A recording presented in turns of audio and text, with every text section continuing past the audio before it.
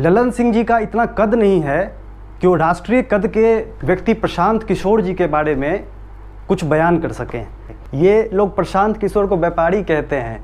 अरे भाई, अगर अपने बुद्धि के दम पर, अपने प्रतिभा के दम पर किसी व्यक्ति ने अपने आप को इस स्तर पर पहुंचाया है जिसकी कोई बैकग्राउंड नहीं है, उस व्यक्ति को ये व्यापारी कहते हैं। आप सोचिए, यही मानसिकता है इन नेताओं की। इसी की वजह से बिहार में आज कोई बड़ी इंडस्ट्री नहीं है। और जो लोग बिहार से बाहर रहते हैं, जिन्होंने देखा है कि बिहारी शब्द को किस तरीके से अपमान के नज़रिए से बोला जाता है, गाली नहीं दी जाती है, बिहारी शब्द गाली के तौर पर इस्तेमाल किया जाता है। क्योंकि प्रशांत किशोर जी वो काम करने जा रहे हैं जो काम इन लोगों ने पिछले 40 वर्षों से बिहार में नहीं किया है, जिसकी ज़रूरत इनके मुख्यमंत्री को भी पड़ गई और आज भी पड़ी हुई है।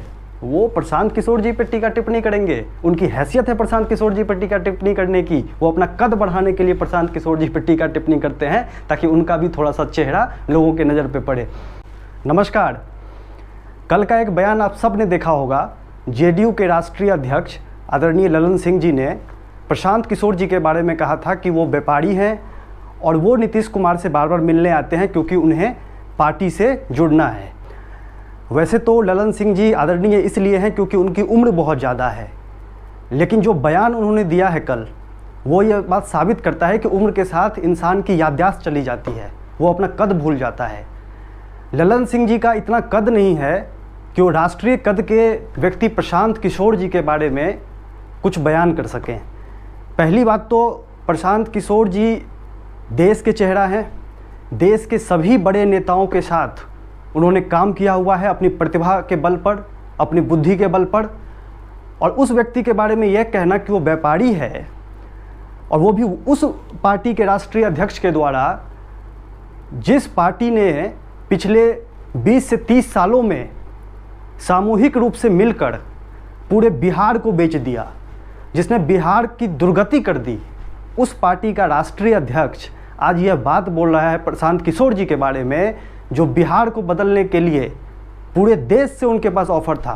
पूरे देश के किसी भी राज्य के मुख्यमंत्री के साथ उनको काम करने का ऑफर है, लेकिन उन्होंने बिहार को चुना है, अपने गृह राज्य को चुना है, क्योंकि देश में आज सबसे ज़्यादा दुर्गति अगर किसी राज्य की है तो वो बिहार की है। आज वो बिहार को बदलने की बात कर रहे हैं, बिहार को देश के अग्रणी राज्यों में खड़ा करने की बात कर रहे हैं, तो इन लोगों के पेट में दर्द हो रहा है। ये लोग प्रशांत किशोर को व्यापारी कहते हैं। अरे भाई, अगर अपने बुद्धि के दम पर, अपने प्रतिभा के दम पर किसी व्यक्ति ने अपने आप को इस स्तर पर पहुंचाया है जिसकी कोई बैकग्राउंड नहीं है, उस व्यक्ति को ये व्यापारी कहते हैं। आप सोचिए, यही मानसिकता है इन नेताओं की। इसी की वजह से बिहार में आज कोई बड़ी इंडस्ट्री नहीं है, सारे कारखाने बंद हो गए इसी मानसिकता की वजह से, जो ये मानसिकता व्यापारी को लेकर यूज़ करते हैं। क्या कोई व्यक्ति अगर अपने प्रतिभा के दम पर पैसा कमाता है, कोई रोजगार करता है, कोई उद्यम करता है, तो क्या वो गलत है? क्या वो बिहार के विकास में योगदान नहीं दे रहा है? उनसे ज़्यादा योगदान वो व्यक्ति दे रहा है जो बिहार में आज कुछ धंधा कर रहा है, कुछ काम कर रहा है और उससे उद्योग कर रहा है, उससे पैसा कमा रहा है और बिहार सरकार को टैक्स दे रहा है। इनको इतनी समझ नहीं है। ललन सिंह जी ये भूल जाते हैं कि 2015 में जब नीतीश कुमार की हालत इतनी खराब थी कि नीतीश कुमार दर दर भटक रहे थे, उस समय में नीतीश कुमार की नैया को पार लगाने वाला और कोई नहीं बल्कि आदरणीय प्रशांत किशोर जी थे। इसीलिए प्रशांत किशोर जी जैसे व्यक्ति पर ललन सिंह कमेंट इसलिए करते हैं ताकि उन पे कमेंट करके उनका कद बढ़ सके। देखिए, जिस व्यक्ति का कद कम होता है वो व्यक्ति कोशिश करता है कि हम अपने से ऊपर के व्यक्ति पर कमेंट करें, उस पर छीटाकांसी करें, उस पर आरोप लगाएं ताकि उसका कद थोड़ा सा बढ़ जाए, और यही ललन सिंह जी कर रहे हैं। नीतीश कुमार जी ने बार बार प्रशांत किशोर जी को अपने पार्टी से जुड़ने का ऑफर दिया है, और ये वही लोग हैं जो पहले तो लोगों को जब ज़रूरत पड़ती है तो पार्टी से जोड़ते हैं और फिर लात मार के बाहर कर देते हैं। 2013 में जब वो महागठबंधन में आए लालू प्रसाद यादव जी के साथ, क्योंकि उनकी स्थिति इतनी खराब हो गई थी, और उसके बाद जब वो महागठबंधन के साथ जीत गए, उसके बाद उन्होंने 2017 में आरजेडी को लात मार दिया। उसके बाद उन्होंने भारतीय जनता पार्टी के साथ फिर से 2020 में सरकार बना ली, और फिर जब भारतीय जनता पार्टी से काम निकल गया तो उन्होंने उसको भी लात मार दिया। ऐसे पार्टियों के नेता अगर प्रशांत किशोर जी पर कमेंट करते हैं तो ये वो अपनी प्रसिद्धि के लिए करते हैं।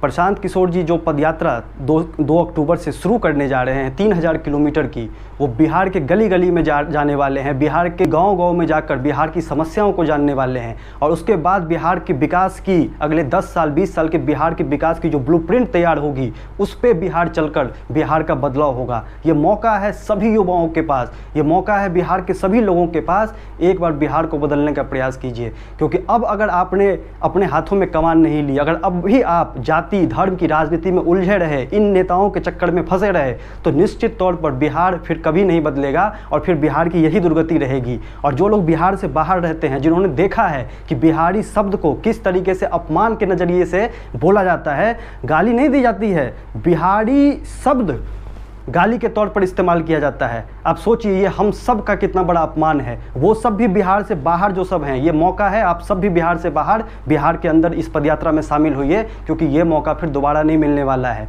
आज ये लोग प्रशांत किशोर जी पर टीका टिप्पणी इसलिए कर रहे हैं क्योंकि प्रशांत किशोर जी वो काम करने जा रहे हैं जो काम इन लोगों ने पिछले 40 वर्षों से बिहार में नहीं किया है।